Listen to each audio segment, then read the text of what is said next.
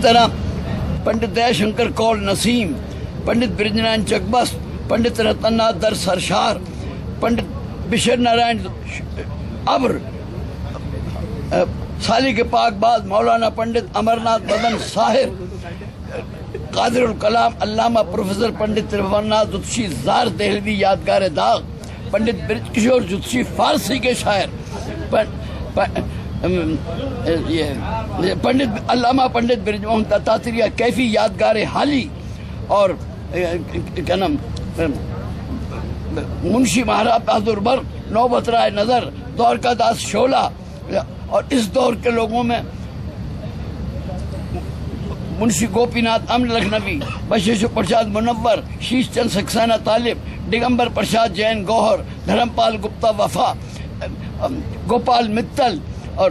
तालिब मनोहर लाल तालिब चकवाली, ब्रिजलाल जग्गी राणा, एक क्या सैकड़ों हजारों 17वीं 18वीं 19वीं और 20वीं सदी तक में हर जगह बहादुर शाह के दरबार में गालिब मोमिन और ज़ौक़ के साथ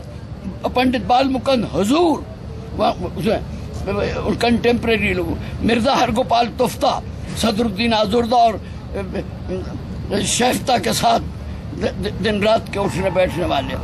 कोई दौर ऐसा नहीं है जिसमें एक कदम भी वो पीछे। ये तकसीम और आज़ादी के बाद फिरका परस्तों को, तंग नजरों को, फैसिस्ट लोगों को मौका मिला, समझे, कि उन्होंने ये प्रोपेगेंडिया अंग्रेज का से जो विरसे में मिला था, हिंदी हिंदू हिंदुस्तान, उर्दू मुस्लिम पाकिस्तान, ये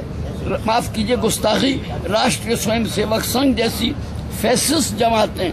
फिरका परस्त तंग नजर मुतासिर जमातें, ये हिटलर की औलादे नरीना हैं, नाजी लो हैं, ये इन्होंने प्रोपेगेंडा किया, तकसीम का इन्हें फायदा हुआ। अब तकसीम में तहजीब भी तकसीम हुई, यहाँ जबान मोतबर रह गई, मुस्तनद और टकसाली।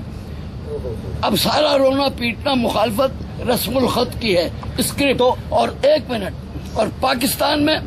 रस्मुल खत रह गया, जबान के लाले हैं, वहाँ टकसाली उर्दू और मोतबर और मुस्तनद उर्दू